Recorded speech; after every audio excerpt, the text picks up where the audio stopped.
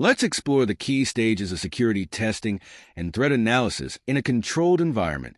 The process begins with social engineering vectors, which include carefully crafted test emails and physical security assessments, such as analyzing network access points. Initially, this involves evaluating building perimeter security and identifying potential network vulnerabilities. The next phase focuses on payload delivery systems.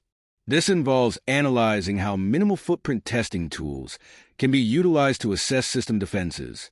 These lightweight assessment tools are designed to establish secure communication channels for further security evaluation.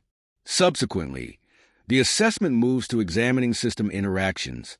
Security professionals analyze how test payloads interact with target systems, particularly focusing on initial system contact and subsequent communication patterns.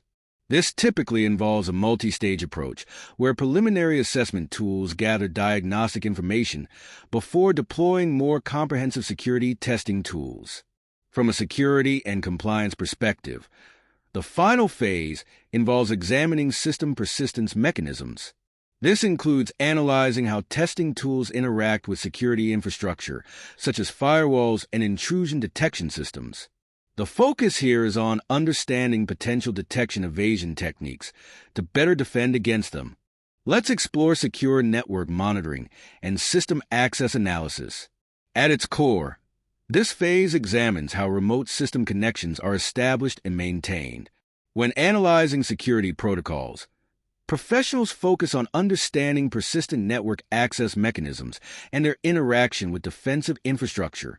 The next critical phase involves command server infrastructure analysis. This includes examining how network traffic patterns emerge when systems attempt to establish outbound connections through security perimeters.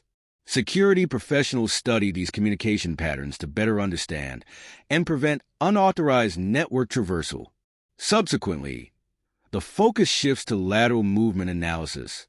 This involves examining how compromised systems might attempt to discover and interact with other network segments.